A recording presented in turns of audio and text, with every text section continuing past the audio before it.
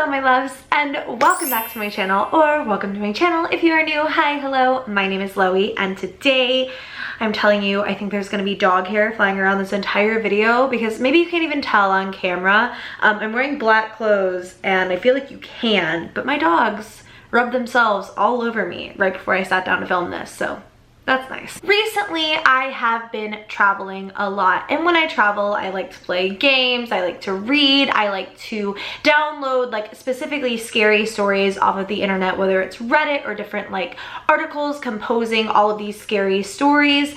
I just like to have entertainment when I fly, when I travel anywhere, and I recently came across this post of all of these true haunted house stories, and you guys know that I grew up in an extremely haunted house. I read these stories like 20 times and went on with my life, and then actually when I was traveling home from Georgia, I went to Georgia to visit my family for the holidays. I was playing this new game called Homescapes, and in the game you kind of just get to remodel an old family home, and it just brought me back to these haunted house stories. I'm excited to say that this video is sponsored by the game Homescapes, and I have been really enjoying this game, and I'm really excited to be partnering with them on this video. Homescapes is a new free-to-play puzzle game, but it also has a really great backstory that is really just heartwarming and fun. Basically, you're completing puzzles to earn stars, which you can then use to repair things throughout Austin the butler's family home. In the game, you also have Austin's mom and dad, as well as a cat, which you get to name, which I thought was super cute. The game is pretty easy, but it's also really fun, and it's not too easy in my opinion. There are different areas of the house that you can remodel, like the bedroom, the bathroom, the living room, and you do have some choice, which I really like. So it's not just like you remodel it and it's remodeled. Like in the very beginning of the game, you get to choose what color the carpet going into the home is, and from then on I was pretty much hooked because everything I want is in this. I can remodel a house, which I constantly do those dress up and remodeling house games, you know, and you get to solve puzzles, as well as there's a really fun and cute story behind it. So I will leave a link for you guys down below to go and download Homescapes for free, and I'm pretty into it, you guys. I've been playing it a lot lately, so I'm super excited that they partnered with me on this video. Thank you so much to Homescapes for sponsoring this, and we are going to get into some really scary, true haunted house stories. I lived with my friend for a while years ago.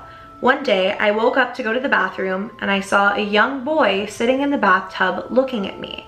He had his knees curled up with a dark bowl cut and strange bruised looking skin. When I looked again, he wasn't there. I was shaking. When my friend finally woke up, I told her, I think I saw something in the bathroom, but I was probably just tired. She said, was it a little boy with dark hair and weird skin? I've seen him too. I was always afraid to go back into that bathroom. Oh my god, I literally had chills when her friend said, was it a little boy with dark hair and weird skin? Like, there's something about someone confirming what you saw, like I saw that too, or someone seeing it at the same time. I really hate that. That's super creepy, and now I don't ever want to go to the bathroom again. So that's good. This is called the No-Faced Man. My aunt lives in a house where a family once died inside a fire. My oldest cousin, whose room is in the basement, would have horrifying nightmares about a man named Charles with glowing red eyes and no face. He'd get so scared he'd crawl to the corner of his room crying. He was 20 years old. So that would have had to been pretty terrifying to scare a 20-year-old man. I was taking a bath once as a kid, and as I closed my eyes, I heard these horrible blood-curdling screams like my family was getting murdered. I rushed out of there as fast as I could, and they were all perfectly fine, and told me no one screamed in the first place. There are still moments when I'll pass by the living room and will see a figure lying on the couch, but as soon as I turn on the light, there will be nothing. When I was little, my mom was trying to buckle me into my car seat when I started fighting her, yelling, "Wait, she's calling me." My mom was confused, but she let me go. She said I ran to the middle of our garage and started having a full conversation with no one. After that, I began waking up from my naps at the same time every day, telling my mom that the lady wanted to play with me. Mom got so creeped out, she called a priest who came and blessed our house. Nothing ever happened again. There were two presences I felt in my bedroom during my teen years. One had a good vibe, like a protector, and the other did not. One night when I was 14, I woke up to something hovering over my face, like a staticky black mass with a mouth, its mouth being the only discernible feature. It stayed there for about 5 minutes as I lay perfectly still, trying not to breathe and quietly making peace with Jesus, and then it slunk to the end of my bed, lingered, and finally disappeared. I didn't sleep for weeks. To me, that sounds like a shadow person, or maybe like if they were kind of, oh, what's the word that I'm looking for here? Astral projecting out of their body, like it was something who wanted to get inside of their body. And this is something I've heard, especially I think in Shane Dawson's book, he talked about how he used to astral project, and there were like things that wanted to get inside of his body when his consciousness left his physical body. So that's kind of what it sounds like to me. Maybe this person astral projected and they didn't even know about it. One night when I was 10, it was just me and my mom in the house. I went to her room to sleep shortly after she did because I didn't like to sleep alone. As I was drifting off, I heard footsteps coming down our hallway. They grew louder and stopped at the doorway. I felt a tug on the blanket. I said, "Mom," and she replied, "Did you hear that too?" That was one of my many bizarre experiences I had living there. Nope, nothing can touch me, nothing can grab my blankets. I hate that. We moved into a Victorian house when I was 10. For the first few weeks, we'd hear footsteps going down the stairs and out the front door after we were all in bed. Things would disappear too. We couldn't keep pens on the desk because they'd all be gone within a day. My mom also had this bell she'd ring when it was dinner time. It sat on a shelf in the kitchen. I was alone in the house upstairs and I heard that bell ring. My family didn't believe me until it happened to my dad too. Ugh, the bell thing freaks me out because I've been experiencing something similar to that. Let me know if you guys want a haunted mystery box update / kind of paranormal experiences since then, because I've had some experiences with that fairy bell necklace that I got in that box that I really would love to tell you guys about. This one is called The Dark Disturbance. My home now was haunted when we moved in, and it was pretty malicious. When I'd enter a room, it'd get cold and the air felt like static. There'd be lots of banging at night. That sounds like a demon. And sometimes I'd hear scratching. Also sounds like a demon. The creepiest thing that happened though was when I had a horrible dream of a dark cloud trying to force its way into me. It could have been a dream, but I don't remember waking up from it. After I burnt some sage, all of that stopped. That is a dark spirit, and good for that person for cleaning their space, because that could have probably been a lot worse. I used to live in an old apartment building right across from a cemetery. I'd always see shadows in the corner of the rooms following me. Then it escalated to seeing an apparition of an Asian lady at the foot of my bed. She never looked menacing though. It was as if she was checking up on me to see if I was sleeping well. This happened every night around 3 or 4 a.m.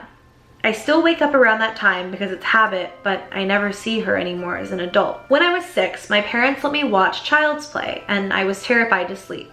I remember hearing something moving in my closet, and I ran down the hall to my mom. I told her someone was in my room, and she told me to go back to bed. Right as we were walking back, there was a loud crash, and every item in my closet had been thrown out onto the floor.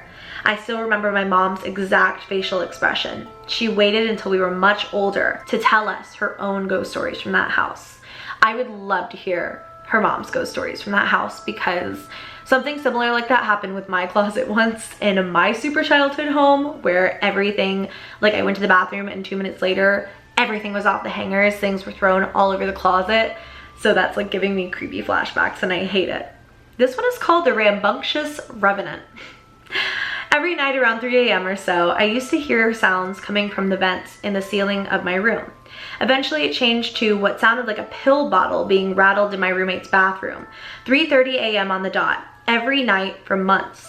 Sometimes I'd be sitting on the couch and suddenly feel something sit down next to me. Other times I thought I was being watched from the other end of a dark hall. Most times it didn't feel threatening by any means, until we found the tiniest bit of blood on our light switch plate. I hope somebody had a paper cut and accidentally left that there, because no. And literally Annabelle's sitting back there. Oh my God, I keep going off on tangents, but They found blood on Annabelle once upon a time. Oh God, this is making my night so creepy. When I was living back in the city with my fiance, the house we lived in was super haunted. We were cleaning up one day after a party and I had my phone on a table playing music. I ended up pausing it for something and misplaced it. I searched the entire house and couldn't find it. We ended up finding it in the back right corner of a cupboard in the kitchen that we literally never used, ever. And it was sitting face down.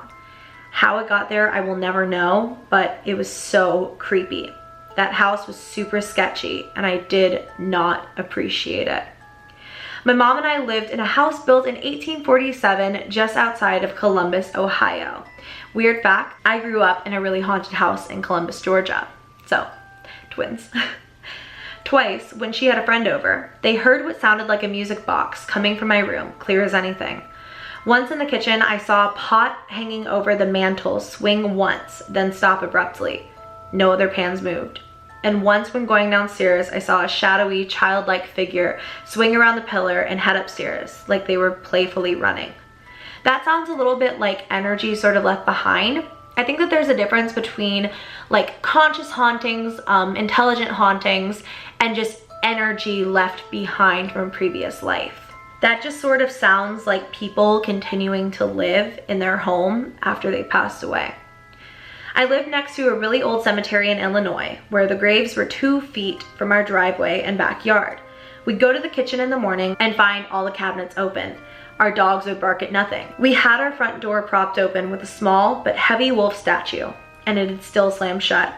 We've also had our front door open when the deadbolt was locked. Ghost hunters came once and told us there was a demon portal in our backyard.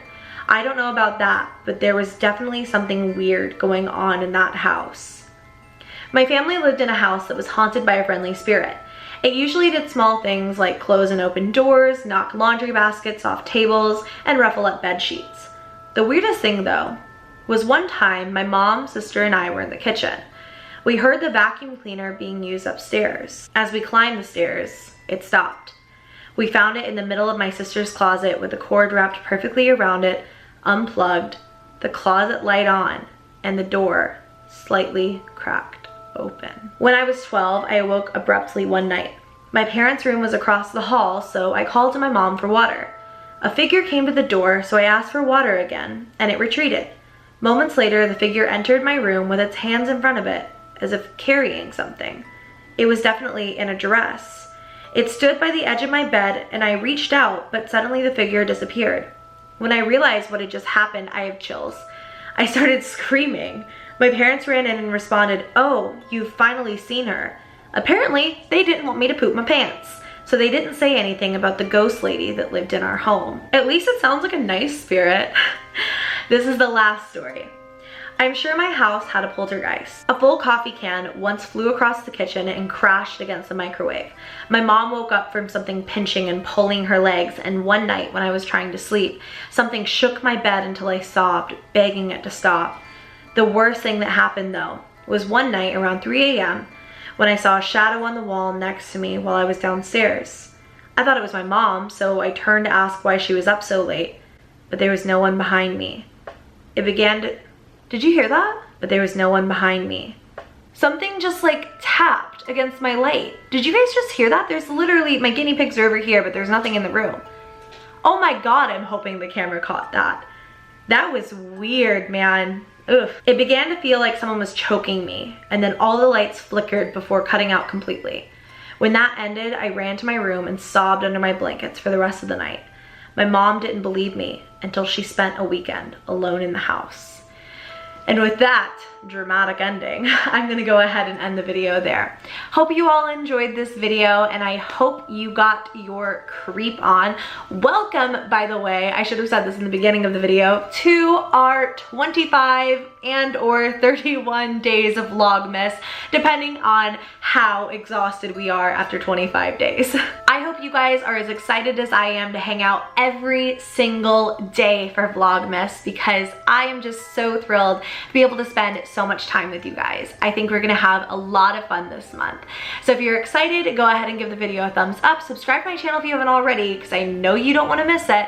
And if you guys have any suggestions for videos, just leave them in the comments down below, along with your own scary haunted house stories. So curious how many of you have haunted house stories, because actually in a previous video, I asked about scary imaginary friend stories, and a lot of you guys came through with the spooks. I'll see you in the next one, and until then, I love you and have an amazing day. Bye.